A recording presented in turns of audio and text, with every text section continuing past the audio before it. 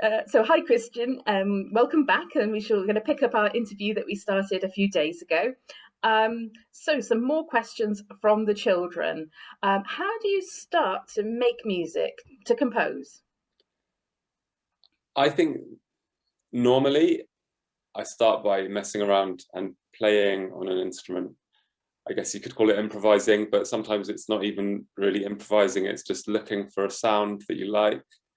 And it could be an instrument you play, but it could just be something else like, well, yesterday I showed you that little tree with bells on. And there's so many objects in the world making sounds that can be really interesting or inspiring or fun or whatever you want to say. So yeah, it always begins by finding a sound, and then I don't worry about how I'm going to structure it straight away. All of the things that you have to do to make it possible for someone else to play it, you can worry about that a bit later. But first, you have to get excited about something. Great. Is it tiring being a composer? I guess it's like any kind of work. If you work really hard, you can get quite tired. Sometimes there's different parts of it, isn't there? Because composing, as in sitting at my piano or my desk and writing notes on paper or into my computer, it's not physically tiring. It's not like doing sport or climbing a mountain, but it takes a lot of mental energy. So you might need a tea break or a coffee break time to time. And then there's another part, which is when you're having a piece played, you're working with musicians, and you might be traveling to different places to work on your music. And again, like anything in life, you can get tired, but most of the time it feels pretty good. And how much music do you write in a day?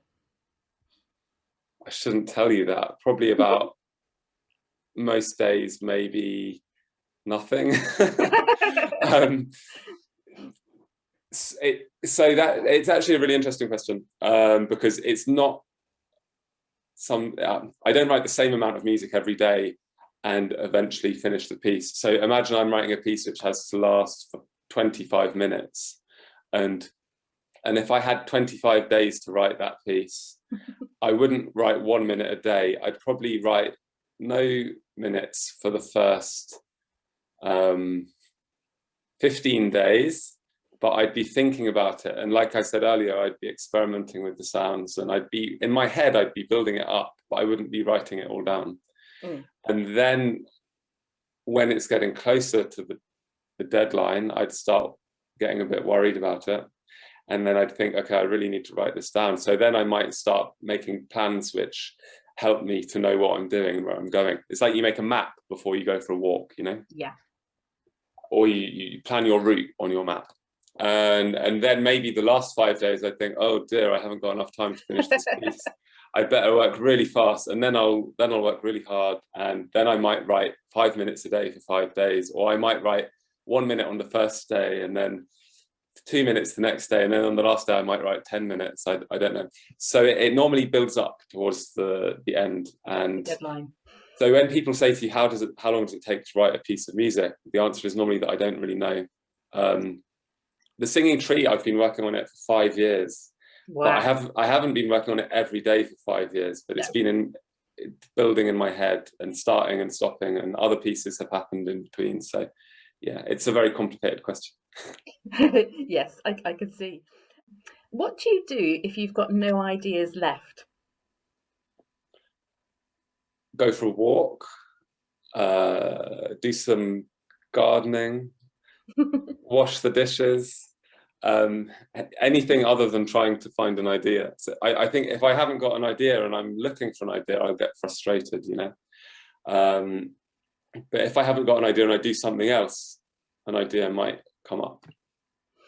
And this follows on quite nicely. Do you get distracted sometimes when you're writing music? All the time. by lots of things, sometimes by myself and thinking about other things I might have to do in my life, because even though I might call myself a composer, I don't only have to compose, I have lots of other things to do. I might get distracted by a phone call or an email or a book I was reading and thinking about, or my son. I have an 8-year-old son, he might want to play. So many things. So many things. And what's your favourite part of composing?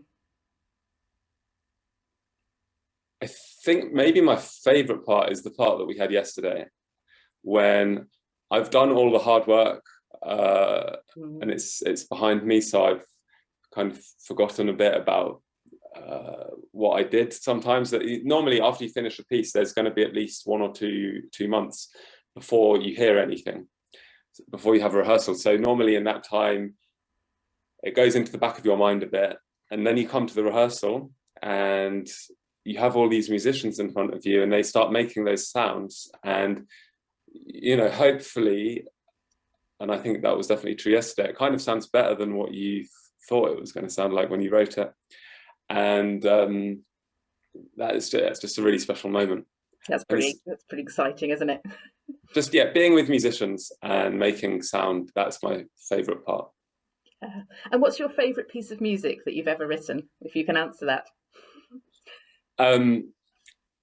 I've got a bit of a cheat answer for that one, I'm afraid. I think normally when I finish a piece and I'm talking to my wife about it or something, I think I always say to her, I think this is the best piece I've ever written. And it can't be true every time, because you know, yeah. But you know, I guess it's like with friends and family, you know, you don't have to have a favorite. You can love everyone in their own way. So I think it's like that for my pieces too. Lovely. And I think you sort of said this earlier on, but do you write on paper when you compose? I do, yeah. I normally start on paper. So if I'm sketching out ideas, if I'm sitting at the piano or have my violin on the table or whatever, I'll have some manuscript paper, and once the ideas are getting more clear, I'll sketch those things down on a piece of paper. But normally there's a point in the process where once I know really what it's about and what I'm doing, then I have also software on my computer. I mean, I use Sibelius software, but there are many different notation softwares these days. And I'll put some of the sketches into the computer, or especially once I've got a clear structure and I've got a first draft short score or something like that, I'll put it into the computer. And then the final stages, when I'm orchestrating for the whole group, I might do that directly into the computer. So orchestrating is when you decide which instruments is playing which bit of the music. Yeah, exactly. Yeah. And I normally know roughly what they are before I do that, but it's quite a slow thing writing music down, and so it's good to have a quick way of writing stuff down before you do the slow way of writing it for every single part. Yeah. And do you write the words first or the music? I mean, this probably comes from the sort of, you know, then people thinking about songs. Yeah. That's I think that could happen both ways. You know, that's quite an interesting question, because I used to write songs quite a lot when I was a teenager. I played guitar and I was, writing songs, which I would, I had some friends, we had a band and stuff, we'd play together. And sometimes you'd have a song but you wouldn't have any words, and so you'd have to find words that fitted with the music that you've got. But then I had actually not that long ago, one of my old friends who we used to play music together, he wrote a song and we were just exchanging some material together, and I'd written a poem a few days before, and then actually I put my poem onto his song and it worked really well, and it was a total coincidence. So you could have music with no words and then add the words, or you could have the words and find a tune. It goes both ways. Great. Do you have a particular note that you use more than others? I actually do, yeah. Oh, that's um, great. uh, I think it's the note E, Mm. and there's quite a lot of different possible reasons for that. But one of them, I think, is that I play the violin and the top note is the E string, and I like the sound of the open E string. Yeah. And so I don't know if that's the real reason, but it's helpful to have a note that you can go back to if you're stuck. I like that. Do you name your music, and how do you do this? Yes, I do. All of my pieces have titles, I think. Mostly for me, I think of the title at the beginning of the process. It might not be the very first thing, but it's normally emerging quite soon along with the first ideas. But I know other composers who never think of a title until they finish the piece, and then they just give it a name. So yeah, Different for different people. Different for different people. So that's all of the children's questions. Thank you so much. I've got one final question for you. What advice would you give our young composers on the project starting to create their own music? I think, well, one question I have for you is, what does the project have any boundaries, or are they very free? It has the boundaries of being about trees, actually, because we're kind of taking inspiration from your piece. So on this occasion, not all our projects are like this, but on this occasion, the children are going to be inspired by trees. But you could talk about generally, what advice would you have for a young composer just starting out? Yeah, well, I mean,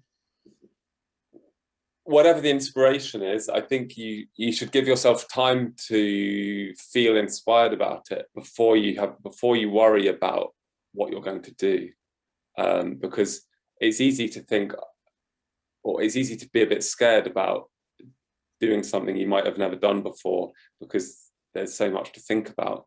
But actually, if you get excited about it before you get scared about it, then it's going to work much more smoothly, I think. So the first thing is to try and find that feeling of being excited about it. So if it's about trees, then go for a walk in one of your local parks and find your favorite tree and just sit under it and see how that makes you feel. I don't know, that's definitely the kind of thing I would do.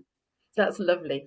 I think that fits beautifully with some of the things that they have been doing and they're continuing to do in the project. So thank you very much. I think you'll agree with me that the children have come up with some fantastic questions.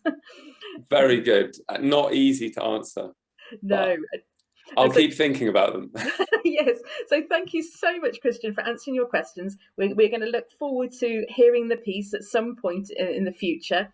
I know COVID has created all sorts of challenges for this happening, but yeah, so it's been a real privilege talking to you, Christian, and I'm sure the children are really going to enjoy listening to all your answers and thinking about their own music. So thanks very much. Thank you. Yeah, good luck with your compositions. Thank you.